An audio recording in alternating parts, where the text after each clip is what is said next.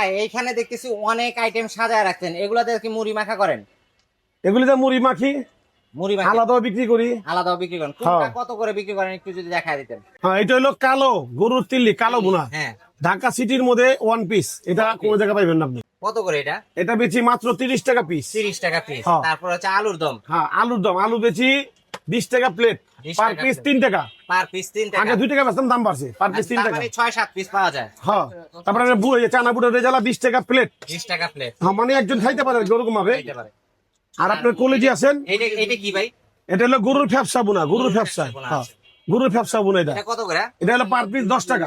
10 টাকা। হ্যাঁ, এটা মুড়ির সাথে খাইলে এটা আমরা দিয়ে দিই। আচ্ছা, ধরেন 20 টাকার মুড়ি ইডলি খাইলো, দুইটা ফ্যাপসা খাইলো, 40 টাকা হলো। 40 টাকা হলো। একটা মোটামুটি একটা খাইলে একটু ভালো লাগে, ভালো লাগে। এই হিসাব।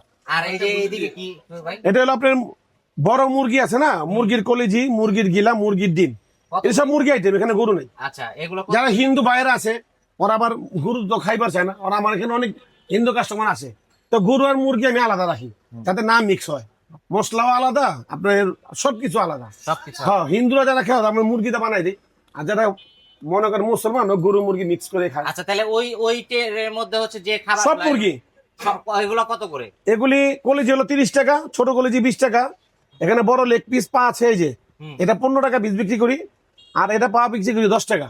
10 টাকা। হ্যাঁ, ডিম 20 টাকা, গিলা বেচি 15 টাকা। এটা একটা মুরগি গিলা হলো আনাম, আচ্ছা, মানে এটা কোনো মানে অর্ধেক নাই, পুরো একটা গিলা 15 টাকা বিক্রি করি। 15 টাকা বিক্রি। হ্যাঁ, কি মুরগি? সাথে এটা হলো আপনার বড় ব্রয়লার মুরগি। ব্রয়লার মুরগি। হ্যাঁ, চাইনিজের মুরগি যেটা।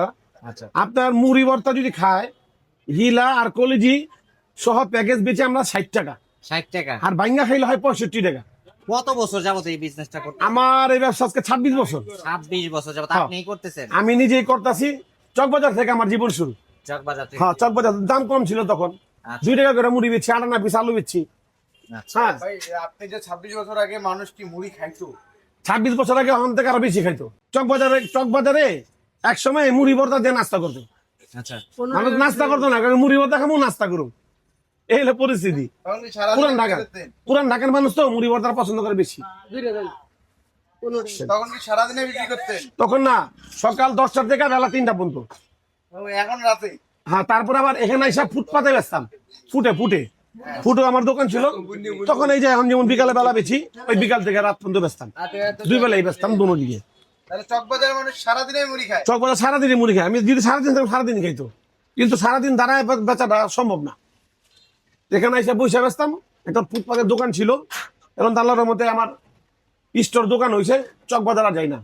2015 সাল পর্যন্ত চকবাজার করছি, তারপরে দাঁড়াইলে আর বিরক্ত লাগে নিজের কাছে, ওই পুলিশের গুতাগুতি, এই কারণে ছেড়ে দিছি। মাসাল্লাহ দোকান লিছি এখন, আধা বেলা খিচুড়ি, গুনা খিচুড়ি বেশি সকালবেলা, আর বিকালে যে মুড়ি ভর্তা, আলহামদুলিল্লাহ দোনোটাই চলে। আপনি ঝালমুড়ি করে দোকানে? হ্যাঁ হ্যাঁ হ্যাঁ, আমার মেন উদ্দেশ্য হলো মুড়ি ভর্তার দোকানে। আমরা যখন মুড়ি ভর্তা বিক্রি করতাম 2000 সালে, ঢাকা সিটির ভিতরে আমরা এই জগতের মুড়ি ভর্তা দেখি নাই। আমার মনে হয় চকবাজারে এই মুড়ি ভর্তা আমরাই জন্ম দিছি, এটার জন্ম এই চকবাজারে। তা আমাদের লোক আছে, তারাও আগে বিক্রি করতো, তাদের দেখা দেখে আবার আমি লাগাইছি। আমি এটা আগে না, আমার আগে তার একজন আছে, বুঝছেন, চকবাজারে মিথ্যা কথা বলে লাভ নেই। আমার আগেও আর একজন বিক্রি করে, তারা এখনো বেচে, তাদের অনুসারী করে আমরা আবার মুড়ি ভর্তা বিক্রি আরম্ভ করি। আমি বিক্রি করি 26 বছর, ওরা বিক্রি করে 30 বছরের কাছাকাছি, মানে পাকিস্তানের পর বাবা বিক্রি করতো।